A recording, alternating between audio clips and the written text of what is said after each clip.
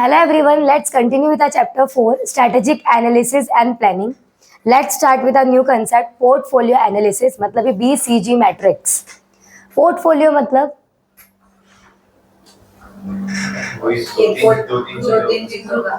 Group में, तो यहाँ पे पोर्टफोलियो ऑफ प्रोडक्ट्स बोला है, मतलब मल्टीपल प्रोडक्ट्स की बात की गई है. रीड करते हैं.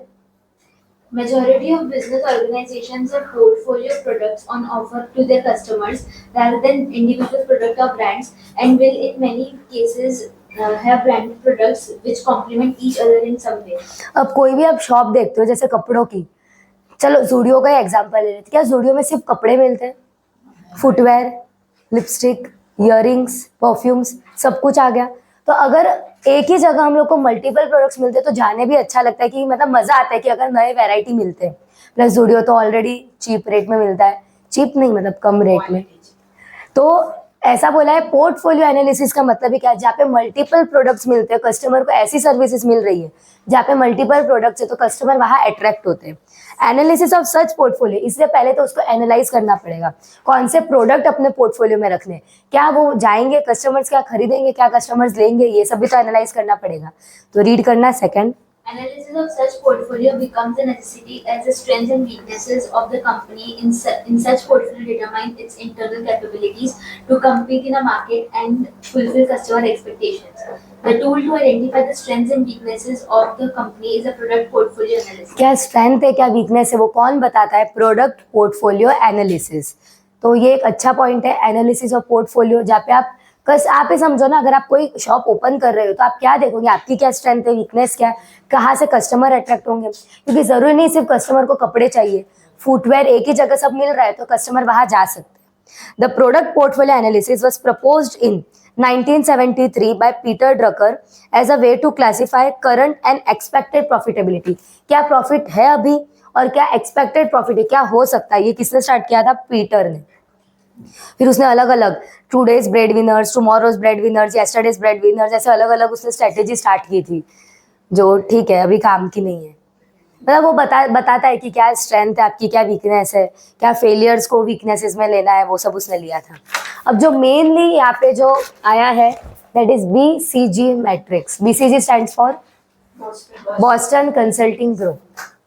तो a company should have a portfolio of product with different growth rates and different market share. सबसे पहले आपको ग्रोथ रेट और मार्केट शेयर का मीनिंग समझ में आएगा तब जाके ये कंसेप्ट आएगा. What is market growth rate? Market में क्या चल रहा है. हाँ, ग्रोथ रेट, मार्केट में क्या रेट चल रही है, मार्केट में क्या वो एक्सपांड हो रहा है प्रोडक्ट. अभी बीच में स्टैनली टम्बलर आया था, कितना चल रहा था, तो उसकी क्या थी, डिमांड भी थी, ग्रोथ रेट भी अच्छा था, मार्केट शेयर भी अच्छा था, मतलब रेट लोग खरीद रहे थे. तो एक प्रोडक्ट का अगर मार्केट शेयर भी अच्छा है और ग्रोथ रेट भी अच्छा है, वो आता है स्टार्स कैटेगरी में. आपको हाथ पे बचपन में स्टार मिलता होगा, आप खुश होते होंगे. तो ये स्टार अब यहाँ पे आपको बड़े लेवल पे मिल रहा है, तभी भी आप खुशी होंगे क्योंकि यहाँ पे क्या हो रहा है, मार्केट ग्रोथ भी है और मार्केट शेयर भी हाई है. अगर दोनों ही कम हुआ तो आप नोबिता की कैटेगरी में आ जाओगे. अगर उसको जो हमेशा बेचारे को अंडे मिलते थे, तो क्या बोला है, मार्केट ग्रोथ रेट भी डाउन है और मार्केट शेयर भी डाउन है, तो आप कौन सी कैटेगरी में आ गए? डॉग. फिर चलो मार्केट शेयर हाई है और ग्रोथ कम है, क्वेश्चन नहीं, कैश काउ. उसका मीनिंग बताती हूँ. मतलब समझो ईवी व्हीकल्स अभी चल रहे हैं तो उसमें मार्केट शेयर अच्छा है, जरूरी नहीं उसका ग्रोथ उतना रहे. लोग अभी भी कंफ्यूजन पे, क्या ये ले क्या ये नहीं ले, समझ में नहीं आ रहा है कि बैटरी का अभी बारिश में प्रॉब्लम आ गई तो बैटरी की ये 50-50 है.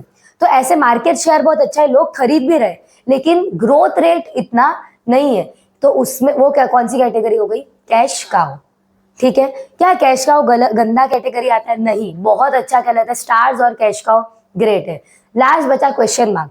जैसे ये ईवी जो लेके आया, उसे पता था क्या ये अच्छा ही होगा या गंदा नहीं, इनोवेटिव प्रोडक्ट तो लेके आया है, बट जरूरी इसको नहीं पता था कि ये हाई जाएगा लो जाएगा, तो ये हो गया क्वेश्चन मार्क. जब आप इनोवेटिव प्रोडक्ट ला रहे हो, आपको नहीं पता है वो जाएगा मार्केट में, चलेगा मार्केट में, तो यहाँ पे वो हो जाता है क्वेश्चन मार्क. ये चारों एक बार कंसेप्ट क्लियर है.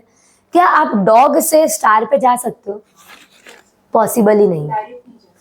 डायरेक्ट नहीं, बट तो भी ऐसा बोले डॉग एक ऐसा हो गया जहाँ पे आपका मार्केट शेयर भी कम है, जहाँ पे आपका ग्रोथ रेट भी कम है, तो ऐसा बोला बहुत कम पॉसिबिलिटी। लोग ये जो ग्रो डॉग पे आ गए ना, तो लोग डाइवेस्ट करना शुरू कर जाए, डाइवेस्ट इन्वेस्ट करा हुआ डिसइन्वेस्ट कर देते, तो ये कर देते लोग। तो डॉग से क्वेश्चन मार्क पे जाना, क्वेश्चन मार्क से कैश काउ पे जाना, कैश काउ से बहुत डिफिकल्ट हो जाता है। लोग या तो सोचते हैं या तो चलो निकल ही लेते, या तो उन्हें एक और चांस देना है तो दे सकते। एक बार चारों का ब्रीफ यहाँ पे नीचे जो दिया डायग्राम में, रिलेटिव पोजीशन मतलब ही मार्केट शेयर और बिजनेस ग्रो रेट मतलब ही मार्केट ग्रोथ रेट, ये क्लियर है। Let's start reading cash cows. Cash cows are products which have a high market share in a low growing market. Cash cow में क्या था, high market share अच्छा है लेकिन मार्केट ग्रो नहीं हुआ है, इतना लो ग्रोइंग मार्केट है। आगे, As the business growth rate of market is low, cash cow gains the maximum advantage by generating maximum revenue due to its higher market share. कैसे, अगर ग्रोथ रेट कम है तो ये लोग कैसे बोल रहे हैं कि मैक्सिमम एडवांटेज मैक्सिमम रेवेन्यू मिल रहा है। कि वही होगा जो प्रोडक्ट। तो प्रोडक्ट तो आपका मार्केट शेयर तो बहुत अच्छा चल रहा है ना, एडवांटेज तो हो ही रहा है। ग्रोथ रेट कम है मतलब इतना एक्सपांड नहीं हो रहा है, बट जिधर जिधर गए रेवेन्यू अच्छा मिल रहा है, तो maximum advantage maximum revenue. Next, Therefore, for any company, the cash cow is the category of products which require minimal investment but ensure higher return. Investment minimum लेकिन रिटर्न तो एंश्योर मतलब है ही कि ज्यादा मिलेंगे। अगर आप ये कैटेगरी में भी आते हो तो वेल एंड गुड है। These higher returns raise the level of overall profitability of the firm because such excess revenue generation can be used in other businesses which carry products falling in the category of stars, dog, question mark. मतलब इतना अगर profit हो रहा है, अगर आपका एक और बिजनेस है तो आप वो प्रॉफिट इसमें लगा सकते हो, जो अगर आप कोई स्टार कैटेगरी में आ रहे हो, डॉग में आ रहे हो, तो अगर कैश काउ में इतना प्रॉफिट हो रहा है तो वो प्रॉफिट आप इसमें लगा सकते हो। तो स्ट्रेटेजीज फॉर कैश काउ क्या है, most stable product. Cash cow क्या होते हैं, मोस्ट स्टेबल प्रोडक्ट या service like for any business. इसीलिए स्ट्रेटेजी क्या इंक्लूड करती है, रिटेंशन ऑफ मार्केट शेयर, मतलब रिटेन रहोगे आप मार्केट में। And as the market growth rate is low, acquisition is less and customer retention is higher. Market में ग्रोथ रेट कम है तो ये लोग क्या बोले, कस्टमर रिटेन इजीली कर देगा। तो इसीलिए आप लोग इसमें कंफ्यूज मत हो जाना। कैश काउ भले ही उसका ग्रोथ रेट कम है, मार्केट शेयर अच्छा हो गया मतलब वो स्टेबल कहलाता है। क्लियर। स्टार्स रीड करना। The products or services falling in this category are best products or services in the product portfolio of any company. This is so because for such category of products, both market share as well as growth rate is high. Clear है, दोनों high है तो ये लोग best product services की category में आते हैं। अनलाइक कैश काउस, अब ये जो स्टार है ना, स्टार का एक बहुत बड़ा एक मेन पॉइंट आ जाता है कि स्टार एकदम हाई पोजीशन पे तो कॉम्पिटिटर भी ज्यादा। कि जैसे अगर कैश काउ अभी आपने जैसे ईवी में ही देखा, ओला, एथर ऐसे अलग अलग आ गए, तो ये अगर हाई पोजीशन से टाइम नहीं लगेगा इसको हटाने में। तो अनलाइक कैश काउ तो स्टेबल कहलाता है। तो stars can not be complacent when they are top on because they can immediately taken over by another company. Stars को कोई भी कंपनी और टेक ओवर मतलब उसको हटा के अपने उस पोजीशन बना सकती है।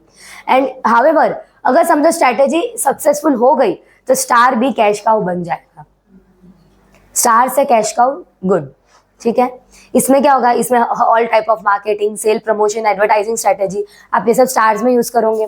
हाई कंपटीशन भी है तो इसलिए आपको इन्वेस्टमेंट मार्केटिंग एक्टिविटीज में हाई करना पड़ेगा। ओके। क्वेश्चन मार्क रीड करना। Several times a company might come up with an innovative product which immediately gain good growth rate.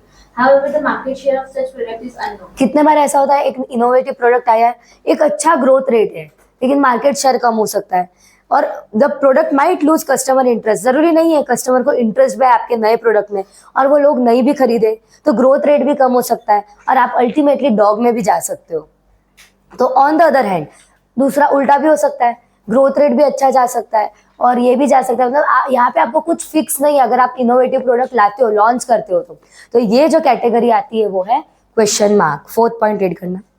Thus, question marks are products which may give high returns, but at the same time may also flop and may have to be taken out of the market. Flop भी हो सकता है, market से निकालना भी पड़ सकता है या तो चल भी सकता है। एंड ये जो अनसर्टनिटी है ये कौन सा क्वाड्रेंट है, क्वेश्चन मार्क। रीड करना आगे। The major problem associated with question mark is the amount of investment which it might need and whether the investment will give returns in the end or whether it will be completely waste. यहाँ पे main हो गया ना, invest आप इतना कर रहे हो, क्या पता ये अगर वेस्ट हो गया तो, किसी को पसंद ही नहीं आया तो, या फिर एकदम चल गया तो चलो अच्छा ही है। तो ये हो गई क्वेश्चन मार्क वाली कैटेगरी। ये न्यू एंट्री प्रोडक्ट है। क्वेश्चन मार्क में कौन से प्रोडक्ट की बात कर रहे हैं? न्यू प्रोडक्ट, जो इनोवेटिव प्रोडक्ट अभी लॉन्च हुए, इसीलिए ऐसा बोला है this can be question mark. Question mark से आप स्टार या कैश काउ पे आ भी सकते हो या डॉग पे जा भी सकते हो, कुछ भी नहीं कह बोल सकते। डॉग्स रीड करना। Products are classified as dogs when they have low market share and low growth rate. Thus these products neither generate high amount of cash nor require higher investment.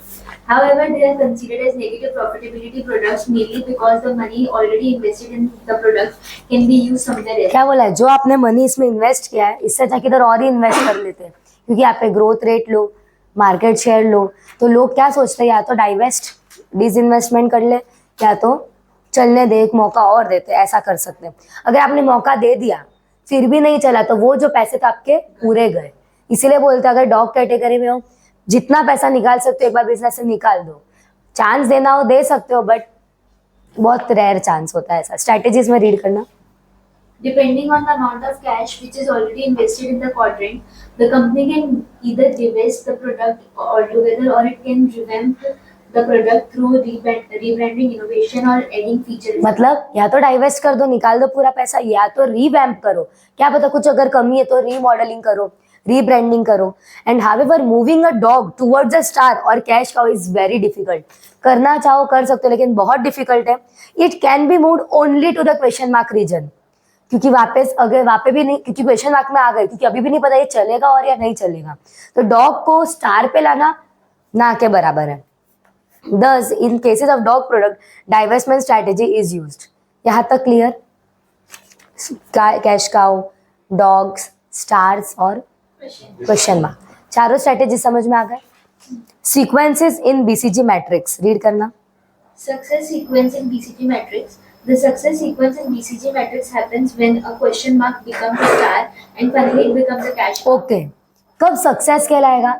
जब एक क्वेश्चन मार्क स्टार बन गया, star से क्या बन गया? Cash cow. Cash cow मतलब आप स्टेबल इनकम हो चुकी है आपकी, ये बन गया तो क्या बोलेंगे? बेस्ट सीक्वेंस, बेस्ट ग्रोथ, आपका ग्रोथ हो चुका है। डिजास्टर कब कहलाएगा? जब स्टार से आप इतना कॉम्पिटिटिव प्रेशर से क्वेश्चन मार्क पे आ गए, क्वेश्चन मार्क से डॉग पे, पूरा डिजास्टर, आप पूरा बैक हो चुका है। और ये क्यों हो सकता है disaster? Because of wrong decision making, गलत डिसीजन ले लिया हो। लास्ट पैराग्राफ पढ़ रही हूँ। Because of wrong decision making दिए जो सीक्वेंस है affect a lot of investment are lost and to the divested product. क्या कर देंगे लोग? डाइवेस्ट करना शुरू कर देंगे।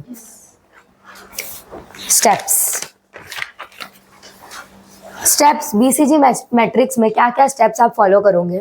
सबसे पहले तो किसी में इन्वेस्ट करना पड़ेगा। किस में इन्वेस्ट करना पड़ेगा? उसके लिए यूनिट चूज करना पड़ेगा।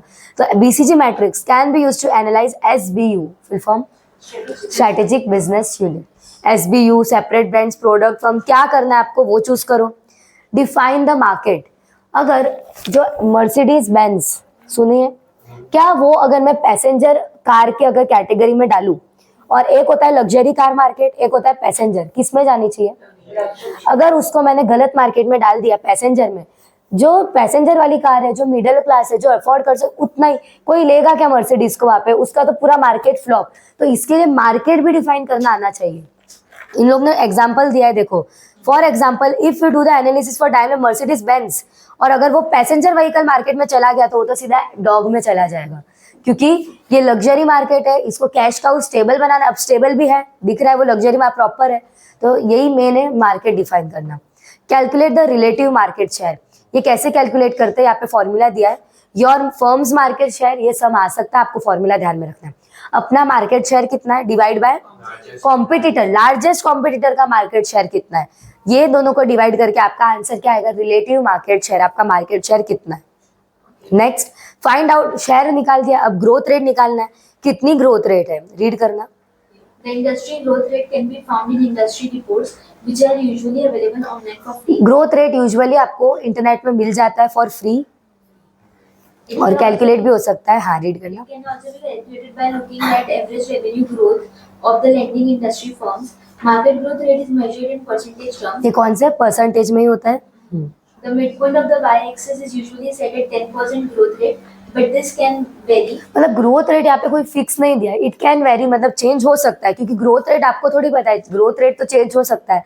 तो यहाँ पे इसमें कोई पर्टिकुलर फॉर्मूला नहीं दिया है. सिर्फ आपको क्या बोला है, परसेंटेज के बेसिस पे आप निकाल सकते हो. कभी 1%, 2%, 10%, कुछ भी हो सकता है. तो ग्रोथ रेट लेकिन जानना तो पड़ेगा. ऑनलाइन पे आप देख सकते हो कितना ग्रोथ रेट. एक बार एवरेज भी पता चल गया तो आपको पता चल जाएगा नया प्रोडक्ट लाना है या नहीं. Last, draw the circles on the matrix. आपने जो मैट्रिक्स बना उस पर सर्कल ड्रॉ करो. क्यों? रीड करना. After calculating all the measures, you should be able to plot your brands on the matrix. You should do this by drawing a circle for each brand. The size of the circle should be correspond to the proportion of the business revenue generated by the. मतलब उतना ही बड़ा circle जितना revenue आपका है. Circle उसके basis पे depend करेगा.